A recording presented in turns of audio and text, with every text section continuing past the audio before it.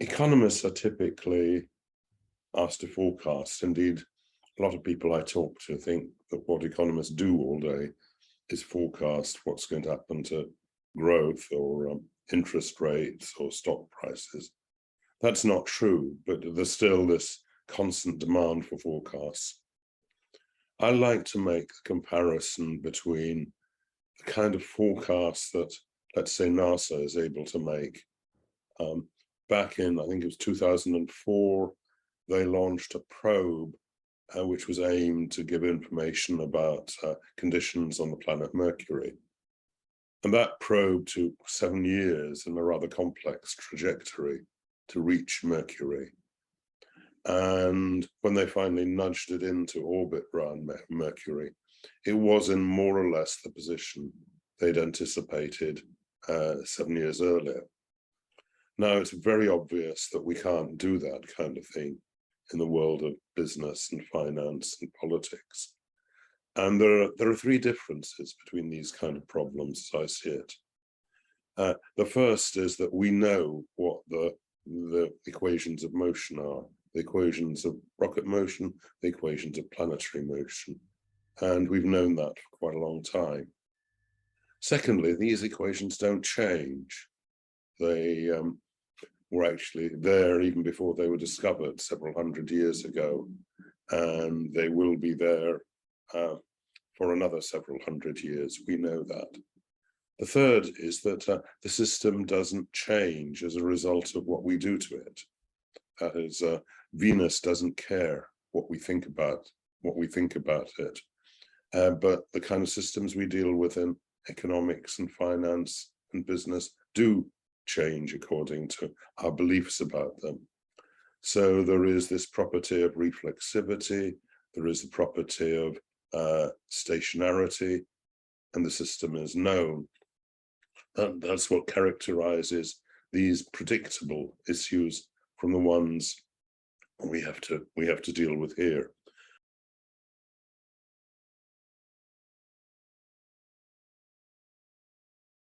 Tame and wicked problems. Tame problems.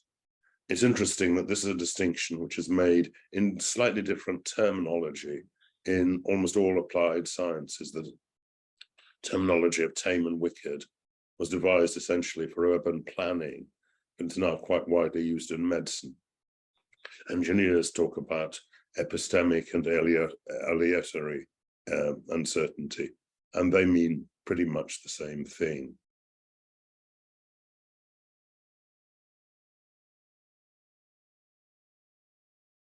Greg Treverton, who was an advisor in the US National Security Agency, he talked about mysteries versus puzzles.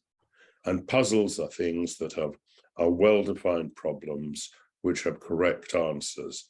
It may be difficult to find the correct answer, but once you have found it, everyone will agree, or all reasonable people will agree on what it is. That's the crossword puzzle or Sudoku or whatever. Mysteries, on the other hand, you're not sure of the exact specification of the problem, and you may not know even after the event what the outcome was. And that's more typical, obviously, of what we face in business and finance. Mike talked about ambiguity and vagueness, and it's important to see that ambiguity and vagueness are actually properties of the world. They're not failures in our perception or description of the world. They're just out there, and we have to deal with them.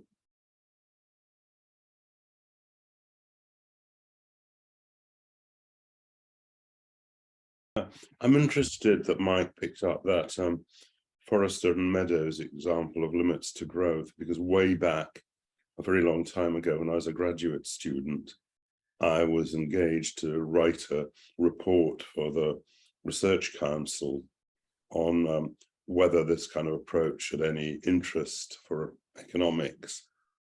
And I concluded that, to oversimplify, that it didn't. And the reason it didn't was that there was nothing in it that had this property of reflexivity. That is, there was nothing in it that implied that if these things that happened in the mechanics of the model, there would be responses by people and governments to it that would actually change the underlying dynamics of the system. That wasn't in the model, and it's why the model was fundamentally mechanical. And as Mike noticed, the predictions that it made were certainly falsified. He's a bit more sympathetic to that model, perhaps, than I was.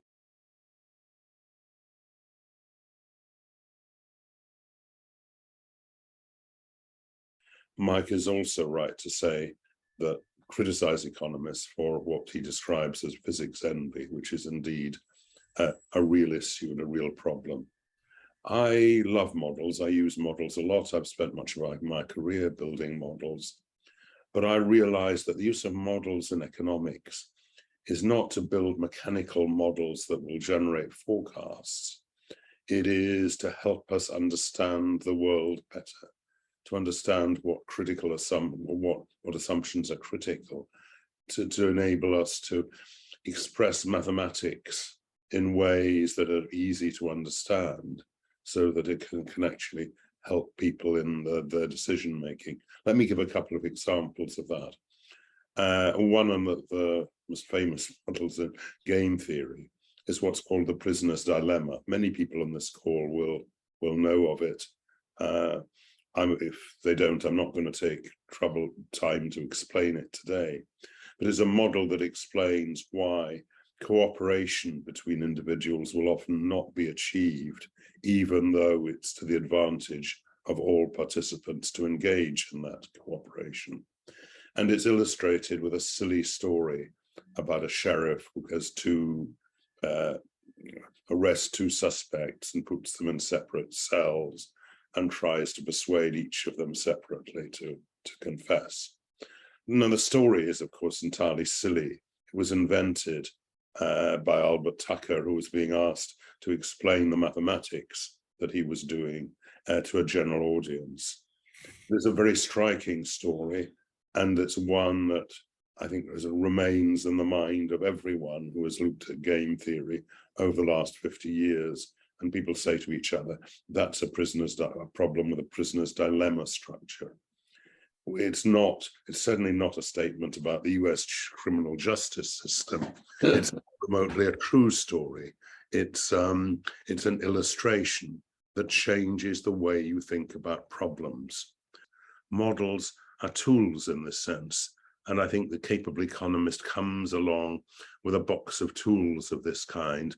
And the skill of the economist is in finding the right set of tools.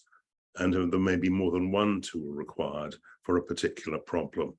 This is very different from the world that says we're trying to construct a mechanical model that describes the whole system and will enable us to make accurate predictions as to what will happen in future or what the effects of our decisions will be.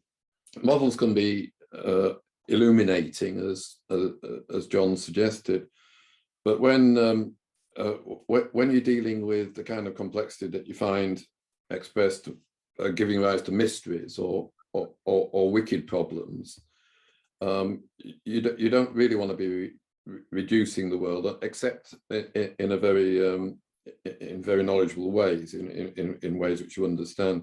In a sense, you need to be opening up ideas to decision makers.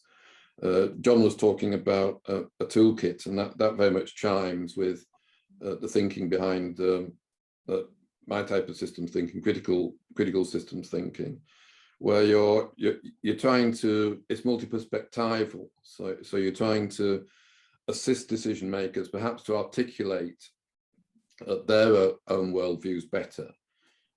Perhaps they're using systems ideas so they can see the systemic implications of their particular way of looking at the world. And you're also opening up to them alternative ways of looking at the world and the systemic implications that they would have.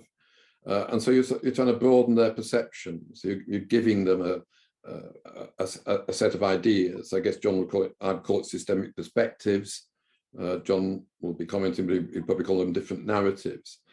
And with different narratives, then they have the capacity to see the world in different ways, to see which narratives actually seem to have most traction in the situation they're in, building upon, of course, their experience.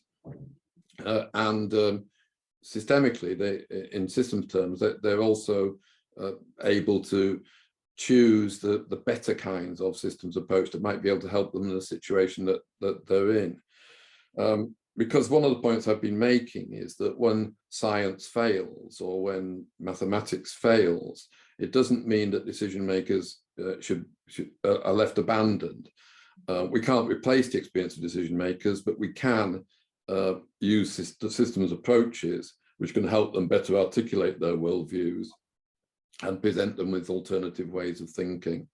So system thinking sort of changes. You move from trying to understand the whole system, systems in the world, to a learning process for which you use systems ideas to help people learn through, or building upon their experience, to learn about the situation in which they find themselves and learn with others in that situation.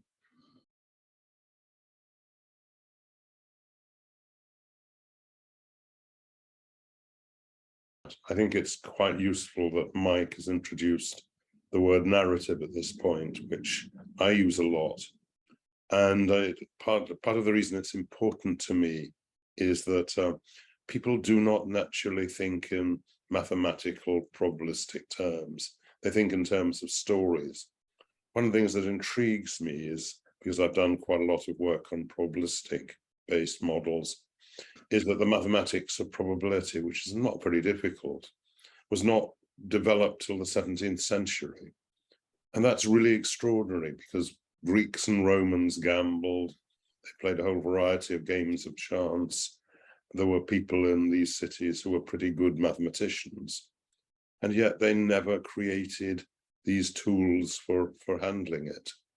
And the reason really is that people thought in terms of stories. They thought rather than in terms of numbers. And that's why it's only since the 17th century that people have developed probabilistic tools and probabilistic reasoning. Now, the lesson for me for that is that what we're trying to do with what I described as a toolkit is to give people a variety of stories that enable them to build up their story, which is what I call their reference narrative, their overall way of seeing the world. And they have to come up with a reference narrative that is coherent and consistent. That's not a prediction about what is going to happen, but it's a course on which they're embarking, which they will want to adhere to, understand there may be dangers in, and risks to it, and which they will need to keep modifying from time to time. But that's the way good decision makers naturally think. And it's very different from the demand that one gets so often from people in business and finance to tell them what's going to happen, to predict the future.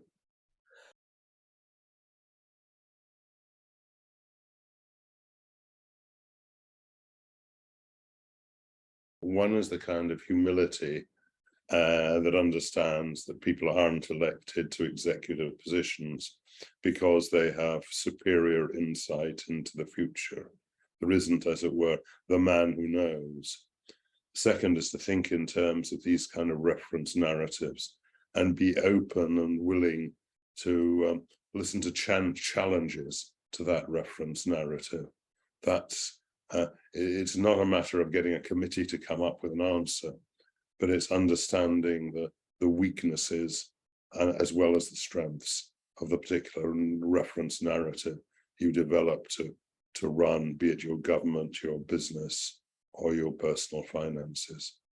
There are significant barriers to achieving that because of the way that many organizations are set up and the way that government operates. And I could talk about the way civil servants move on and certainly the forms of education that they get, the ability to think with carrying in their heads the need to appear certain rather than to explore things. So there are significant, I agree with John, but there are significant barriers, of course, in getting systems ideas across. both because of the nature of the ideas, are not that easy to grasp given the kind of education that most people have had, but also the organisations that in which people have to operate, which often work against systemic ideas coming to the fore.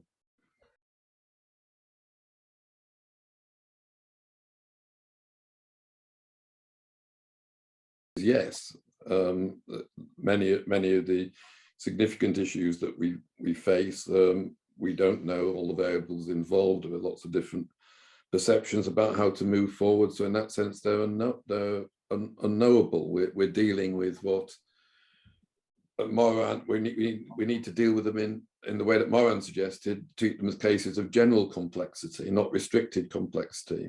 If we treat them as restricted complexity, we think we can model them and we think we can know them, we think we can predict and control what's happening. It's absolutely apparent that that's not the case. We have to treat them as cases of general complexity in which different worldviews are valid, legitimate, and worth exploring. And I guess in the old terminology of strategic planning, rather than the rational approach of believing we can go directly to a solution, we're better off operating through trial and error and sort of muddling through mode. And that's the implication for strategic planning. We need to stop dividing the world into things that are known and things that are unknowable. It's not the case that we know what the future will hold. It's also not the case that we know nothing about what the future will hold. We see through a glass darkly, to use the biblical phrase.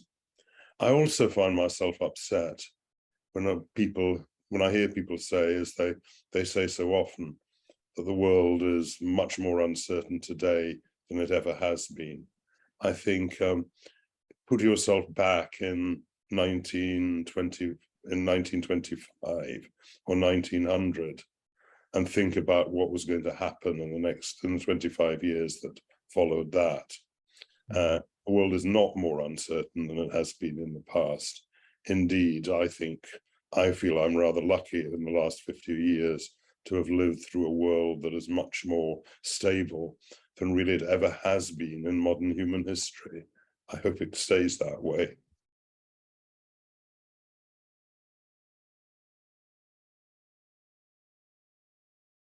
I wish I knew what would persuade people to give up asking for predictions. I've had no success in persuading people of that so far. A number of occasions on which people have rung me up or come to me and said something like, what is the dollar sterling exchange rate going to be in 2030? And the answer I try to give to that is one version or another of, why do you want to know that? And if you can explain that to me, we can probably formulate some more sensible question that we can have a shot at answering. But that answer almost never goes down very well. And there are two reasons for that, typically. One is that the person who's asking the question is not actually the person who posed the question in the first place.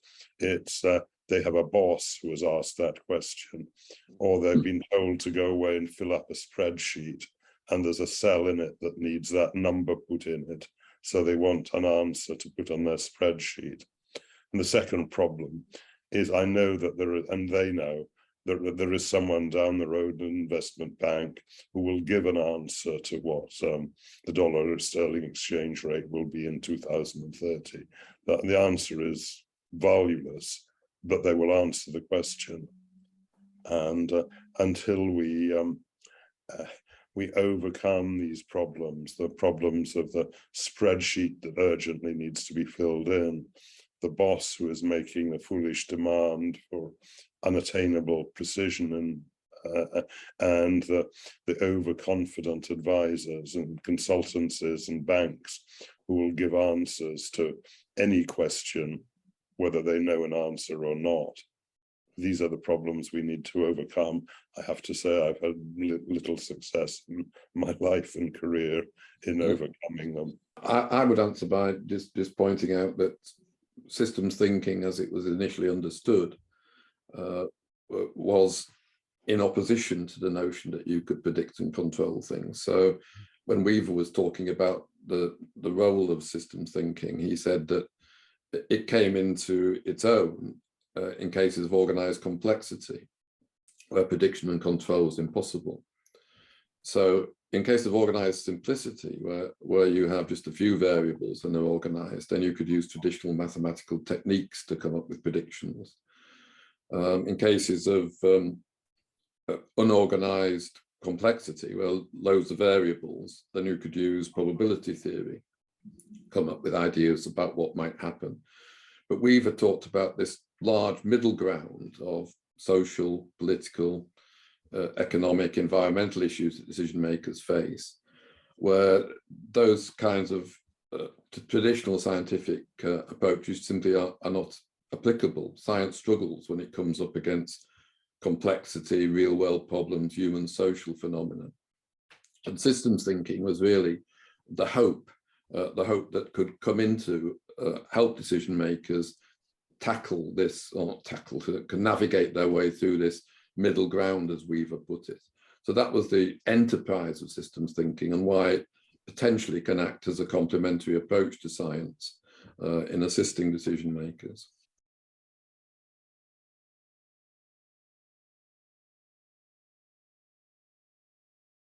And I think ambiguity is kind of central to competitive advantage. But I've talked often about architecture as a source of competitive advantage, which is the distinctive structure of relationships which exist within a firm and between a firm and its customers and suppliers. And it's actually a strength, not a weakness, that it's very often impossible to write down the nature of these relationships and what it is makes them strong, because it's that ambiguity which means that other people can't replicate it. So we all know organizations with very strong cultures, you can hire people from that culture, but you cannot reproduce that culture without the particular history of that organization. And people will write books about these successful firms, but you can't build a comparably successful firm simply by reading these books, although the authors and publishers of the books often try to persuade you that you can. But yes, it is a source of ambiguity, and uncertainty can be a source of competitive advantage and rethinking. You need always to avoid groupthink in organizations. I think there's some useful systems approaches, well researched incidentally, long before red teaming came on the agenda, for challenging groupthink in organizations. Therefore, yeah, uncertainty, ambiguity, embrace them if it enables you to challenge groupthink and look at new ways of doing things.